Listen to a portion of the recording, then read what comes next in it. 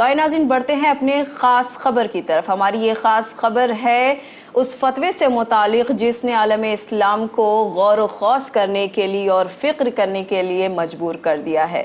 جی ہاں ناظرین، ہم بات کر رہے ہیں مصر کے الازہر کے مفتی و عالم ڈاکٹر الطیب کے دیے گئے فتوے کے متعلق، جنہوں نے اس فتوے میں شیعہ اور سنی حضرات کے درمیان پیدا ہونے والی غلط فہمیوں کے نہایت ہی امن اور صبر کے ساتھ تمام جوابات دیے ہیں۔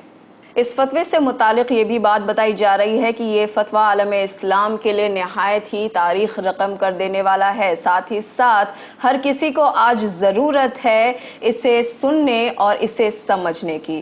جی ہاں ناظرین، ہم بات کر رہے ہیں پچھلے دنوں ایجپشن چینل پر دیے گئے انٹرویو میں بتائے گئے وہ تمام سوالات کے جوابات جنہیں دیے تھے الازہر کے مفتی و عالم ڈاکٹر الطیب نے، اور اس ٹی وی چینل پر پوچھے گئے یہ سوالات اور ان کے جوابات کچھ اس طرح تھے۔ پہلا سوال، آپ کے مطابق کیا شیعہ عقائد میں کوئی پریشانی نہیں ہے؟ الطیب نے کہا بالکل نہیں، بلکہ 50 سال پہلے شیخ محمود شلتوت جو کہ الازہر کے چانسلر بھی تھے، انہوں نے یہ فتویٰ جاری کیا تھا کہ شیعہ فقہ اسلامی فقہوں کا 5واں فقہ ہے، جیسے 4 فقہ اسلام میں پہلے سے ہی موجود ہیں۔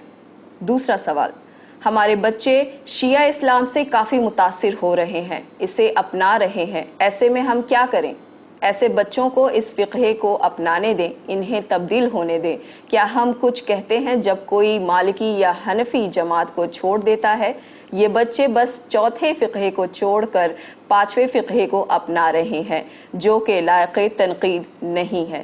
شیعہ اب ہمارے رشتہ داروں میں سے ہوتے جا رہے ہیں، ان کے بچے ہمارے بچوں سے نکاح کر رہے ہیں، اس پر آپ کیا کہیں گے؟ انہوں نے جواب دیا، اس میں غلط کیا ہے، نکاح ہم مذہب سے جائز ہے۔ پھر سوال کیا گیا، ایسا کہا جاتا ہے کہ شیعہ حضرات کے پاس الگ قرآن مجید ہے۔ اس پر انہوں نے جواب دیا، یہ تمام دقیانوسی باتیں ہیں اور غلط فہمیاں ہیں، اور نہ ہی ان کا قرآن ہم سے الگ ہے، اور نہ ہی ان قرآن کی سورہ الگ ہیں ہماری قرآنی سوروں سے۔ 23 سعودی عرب کے علماء نے فتویٰ جاری کیا ہے کہ شیعہ کافر ہیں۔ الطیب نے جواب دیا، مسلمانوں کے لیے فتوے جاری کرنے کی الازہر کے پاس ہی اتھارٹی ہے، اس لیے اس کے علاوہ جاری ہونے والے سارے فتوے بے معنی اور جعلی ہیں۔ تو پھر آخر فرق کہاں باقی رہا؟ شیعہ اور سنی میں کیا فرق ہے اور ان کے کیا معنی ہیں؟ الطیب کا جواب تھا، یہ تفرقات بیرونی سازشوں کی پالیسیز ہیں جو شیعہ اور سنی حضرات میں فساد پھیلانا چاہتی ہیں۔ ان کا اگلا سوال، میرے پاس نہایت سنجیدہ سوال ہے، اور وہ یہ کہ شیعہ حضرات ابو بکر اور عمر کو نہیں مانتے، تو پھر آپ کیسے کہہ سکتے ہیں کہ یہ مسلمان ہیں؟ الطیب نے جواب دیا، ہاں یہ حضرات نہیں مانتے، پر کیا ابو بکر اور عمر کو ماننا اسلامی قوانین میں شامل ہے؟